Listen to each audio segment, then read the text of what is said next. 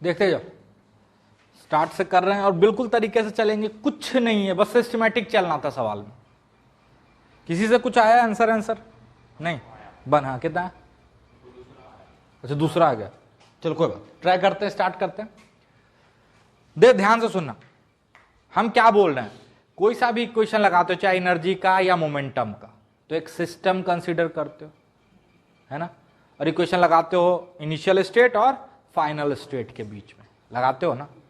अच्छा, initial state और final state के बीच में सिस्टम चेंज नहीं होता। ये नहीं कि इनिशियल स्टेट पर जब इक्वेशन लगाया तो अलग अलग चीज सिस्टम का हिस्सा था, और फाइनल स्टेट पे जब इक्वेशन लगाया तो अलग अलग चीज सिस्टम का हिस्सा हो गया। नहीं, फिजिकल बाउंड्री से सिस्टम डिफाइन नहीं होता। एक बार जो सिस्टम मान लिए वही सिस्टम रहेगा, लेकिन इसका मतलब ये नहीं कि जिंदगी भर वो सिस्टम रहेगा। अगर अगले बार अगला इक्वेशन लगाना चाहते हैं तो हम सिस्टम बदल सकते हैं। नहीं समझ में? जब एक पर्टिकुलर इनिशियल स्टेट और फाइनल स्टेट में एक इक्वेशन लगाना चाहते हैं, चाहे एनर्जी का चाहे मोमेंटम का, तो इन दोनों स्टेट में सिस्टम में कोई चेंज नहीं आना चाहिए। लेकिन फिर अगली बार कोई और एनालिसिस कर रहे हैं तो हम सिस्टम बदल सकते हैं। समझ में आया? ये चीज समझाना चाह रहे हैं। लेकिन अगर इक्वेशन लगा रहे हो ना, चाहे एनर्जी का चाहे मोमेंटम का, इनिशियल स्टेट फाइनल स्टेट लगाते हो ना, initial energy equal to final mechanical energy, या initial momentum equal to final momentum, तो इन दोनों में सिस्टम में चेंज नहीं होगा, वो सिस्टम एक ही होगा। समझ में आया? अरे समझ में आया? ये चीज बता चुके हैं, फिर बता रहे हैं, कोई दिक्कत? पहला बार हम इस पूरे को सिस्टम मान लेते हैं। ध्यान से सुनना, अभी हम कहानी कर रहे हैं बिफोर फर्स्ट जंप। 2 बार कूदा, पहले वो ये कूदा फिर वो कूदा। समझ में आया? अरे समझ में आया? तो पहले हम इस पूरे को एक सिस्टम मान लेते हैं। ध्यान से देखो तो इस सिस्टम पे हॉरिजॉन्टल में कोई एक्सटर्नल फोर्स नहीं है क्या? अरे बाद में होगा, नहीं होगा, अभी नहीं। अब बोलो कि सर ये कूदा होगा तो इसको पुश किया होगा, बिल्कुल। ये इसको पुश किया होगा तो ये इसको पुश किया होगा। वो सिस्टम का इंटरनल फोर्स है, ना कि एक्सटर्नल फोर्स। समझ में? समझ में? तो चलो फर्स्ट जंप के बाद की कहानी लिखते हैं। फर्स्ट जंप के बाद माने, अच्छा ये दोनों तो साथ चलेगा, ये कुछ नहीं किया तो ये पूरा कितना से चलने लगा? v1 से, और ये कितना से इसके रिलेटिव कूदा? u से। तो ग्राउंड के रिस्पेक्ट में इसका स्पीड क्या होगा? -u1 प्लस v1 नहीं बोला, ये बिफोर वाले स्टेट से लेना है आपको रिलेटिव। ये सी वर्मा जी बोले उस सवाल में, ये खासियत है। तो आप ये u1 प्लस 0 लोगे। अरे वो बोले हैं कि जंप से पहले वाले स्टेट से लेना है, तो ये u1 मैन की वेलोसिटी क्या लिखोगे? Velocity of man with respect to cart plus velocity of cart. तो वेलोसिटी ऑफ कार्ट अभी वाला नहीं, अभी वाला नहीं, बिफोर वाला। तो पहले कितना था? 0। तो मतलब ग्राउंड के रिस्पेक्ट में ये कितना से जाता हुआ दिखेगा?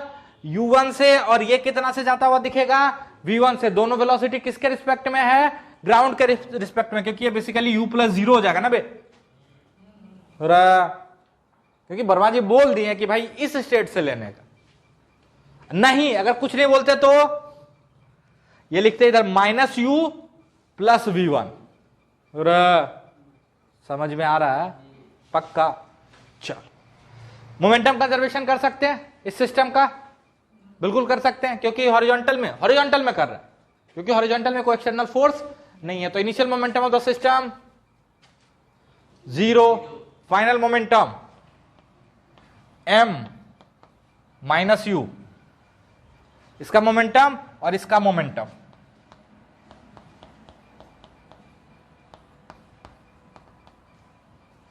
v1 अरे होगा तो v1 कितना हो जाएगा?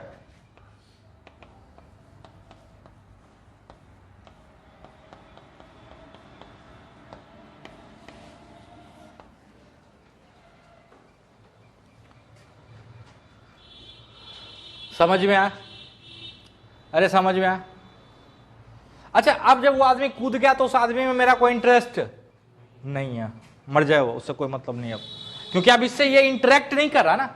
अरे ये इस पे इफेक्ट कब डालेगा? जब इससे इंटरेक्ट करेगा, मतलब इस पे फोर्स लगा सकता। अब ये दूर कूद के दूर से फोर्स थोड़ी लगाए, तो ये तो मेरे, अब इससे कोई इंटरेक्शन इसका नहीं है, इसको भगाओ, सिस्टम से बाहर भगाओ, अब इसको जरूरत, इसकी जरूरत नहीं। अब हम सिस्टम इसको ले, है ना, और ये कितने से चल रहा है अभी, V1 से, और V1 कितना है,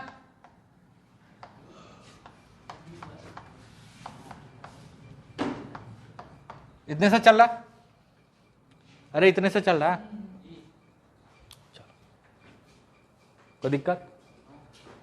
अब बोला कि फिर ये काट से कूदा दूसरा आदमी, और फिर U से कूदा, ग्राउंड के रिस्पेक्ट में नहीं, काट के रिस्पेक्ट में, जो कि पहले कितने से चल रहा था, V1 से, तो ग्राउंड के रिस्पेक्ट में इसकी वेलोसिटी हो जाएगी U प्लस, और सर ये कैसे हो गई, net motion, velocity of man with respect to ground equal to velocity of man with respect to cart plus velocity of cart before jump, क्योंकि वर्मा जी बोले।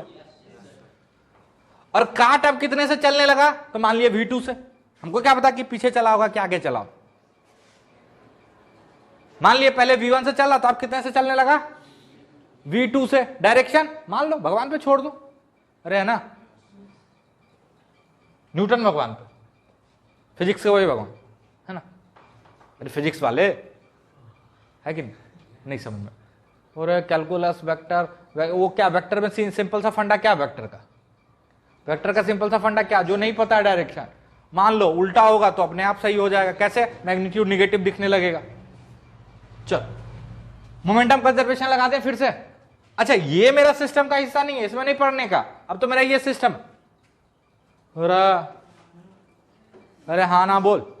तो पहले सिस्टम का मोमेंटम कितना था, initial momentum, mass into velocity, m plus m into mu by m plus m, initial momentum. अच्छा उसी direction को प्लस लेके चल रहा है, बराबर final momentum, m into u plus V1 का वैल्यू पता है, mu by m plus m, और प्लस कैपिटल M V2। ये कहां से लिख दिया सर, अरे मोमेंटम उस डायरेक्शन को प्लस लिया ना, कोई दिक्कत, ये m प्लस m कट जाएगा, चाहो तो काट सकते हो यहीं पे, है ना, लिख लो आंसर। माइनस साइन क्या बता रहा है, देखो ध्यान से देखो, तो ये पूरा जो टर्म है ये पॉजिटिव है और ये भी पॉजिटिव है, तो ये माइनस साइन बता रहा है कि ऑब्वियसली आपको जो मिला वो एक निगेटिव टर्म है, और यहां पे निगेटिव आने का मेन मकसद है कि आप जो V2 निकाले हो वो डायरेक्शन उल्टा माने थे, है ना, मतलब वो काट फाइनली राइट में ना जाके लेफ्ट में मूव कर रहा होगा, कितने रफ्तार से, इस रफ्तार से, कोई दिक्कत।